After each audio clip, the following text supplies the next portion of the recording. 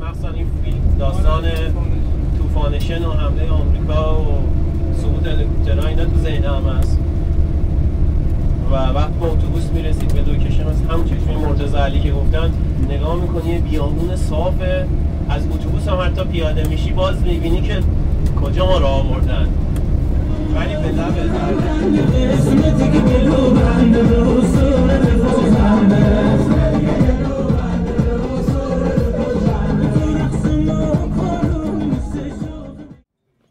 شهر زیرزمینی نوشاباد به خاطر منطقه اینجا اسمش نوشاباده و اسم اصلیش اویی.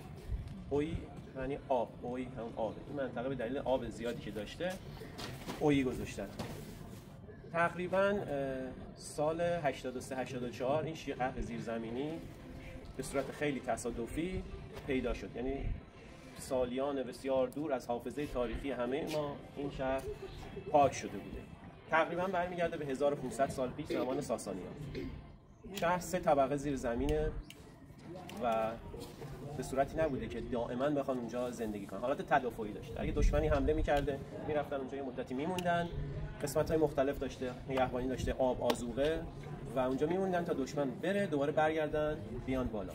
ورودی‌های بسیار کوچیکی داشته که به راحتی نه بشه پیدا کرد نه اینکه یک لشکر به راحتی بتونه بیاد. هنوز کامل اکتشاف نشده و ورودی‌های مختلفی از میگن از خونه‌های مختلف داشته، از آب انبارهای مختلف داشته و حتی تا آران و بیتگل و از زیر میگن ارتباط داشته. بخاطر هنوز یه قسمت‌هاش ریخته شده، یه قسمت‌هاش مرمت شده، هنوز کاملا ما یک نقشه کاملی ازش نداریم که وسعت این شهر ببینیم چقدر. ولی قطعاً خیلی بزرگتر از اون چیزیه که الان ما بهش دسترسی داریم.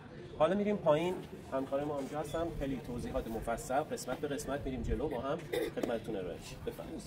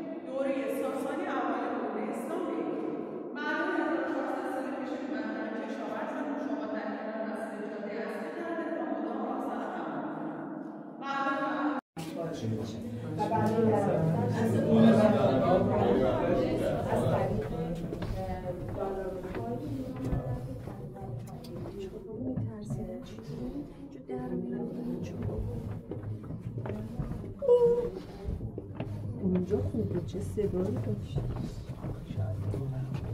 ماشاءالله قد داری دیگه. قد که بلند باشه باید سرد کوتاه کنی، باید کوتاه باشی و راحت میری.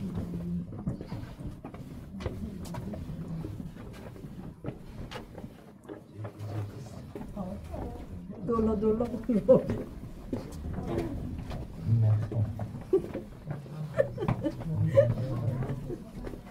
با به من بگید بخنده، تو واقعا من عکسم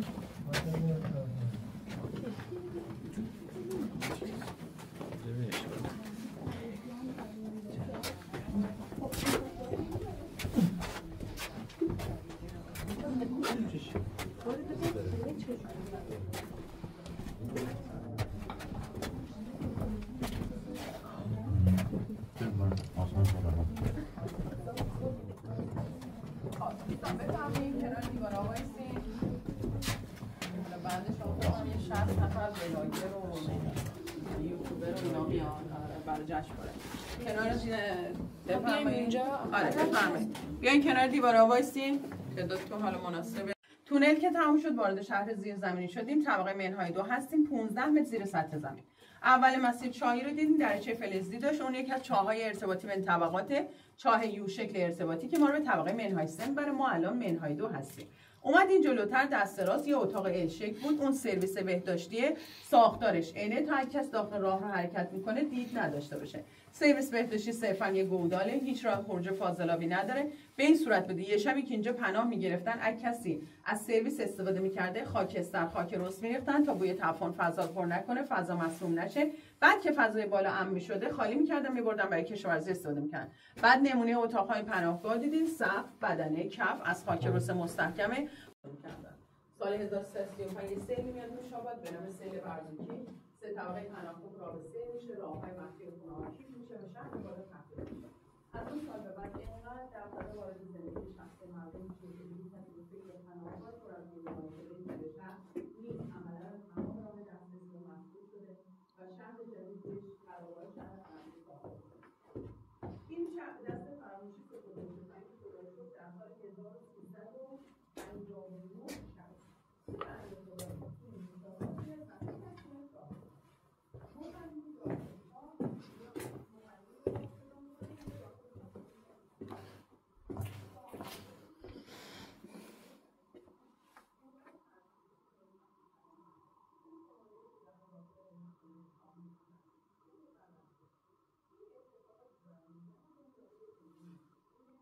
ما الان منهای 2 هستیم. این چاه ما رو به منهای 1 میبره. مگه میشه چاه منو ببره بالا؟ چاه تو عرف باید ببره پایین، یه یو بس کن. از چاه 5 متر میری پایین. به ته چاه که میرسی افقی 15 متر میری جلو، 11 متر میری بالا به طبقه منهای 1 6 متر سطح زمین میرسی. جابجایی داخل چاه از طریق جای دست و پا توی بدنه چاه بوده. این مقدار که اومده بالا شبیه تنورش کرده. خود میراث ایجاد کرده برای امنیت گردشگر، وگرنه چاه کف زمینه بافت تاریخ از کف شروع میشه.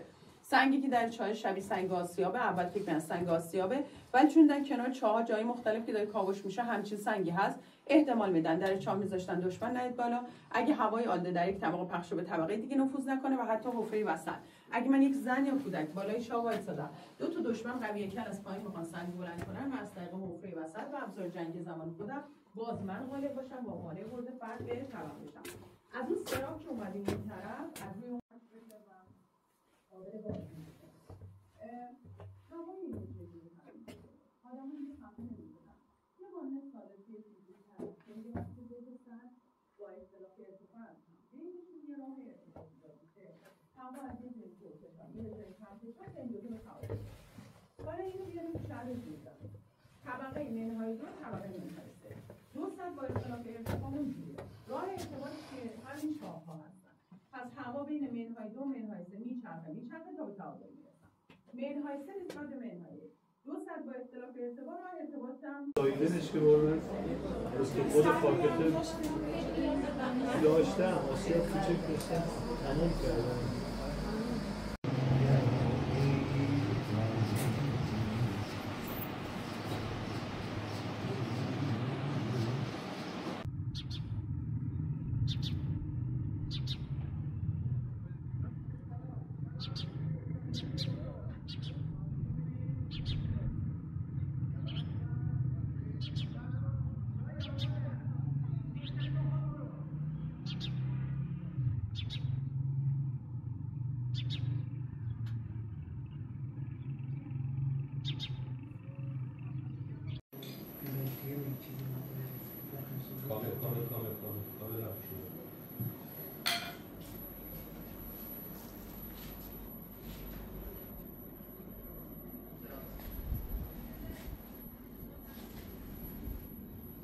اینو باید به پشمک میخواد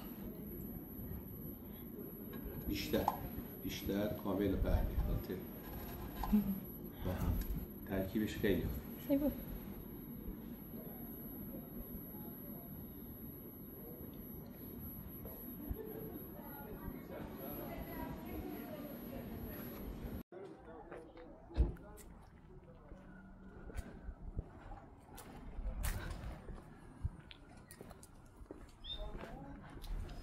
بریم.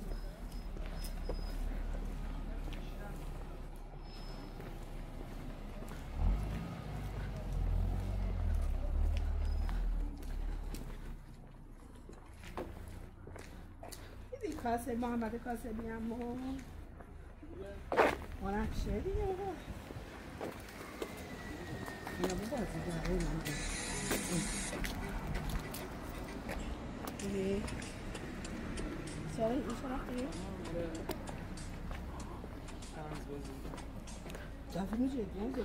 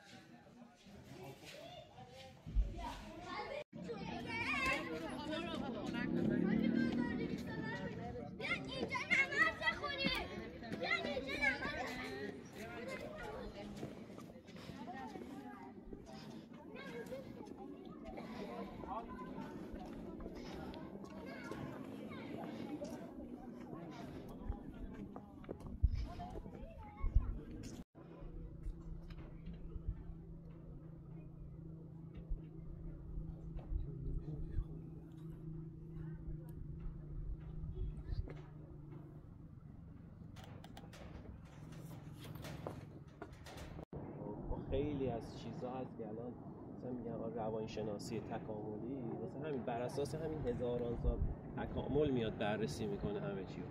این هم همین تو تدفین‌ها و این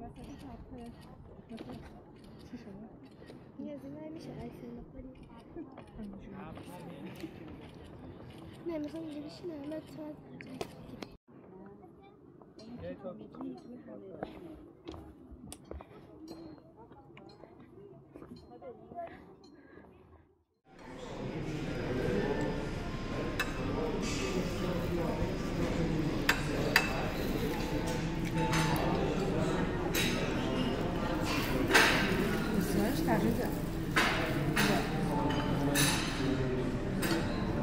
به اینجا نمیخوره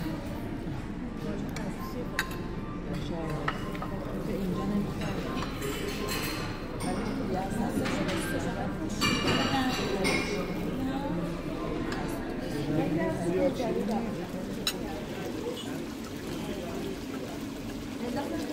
Gracias.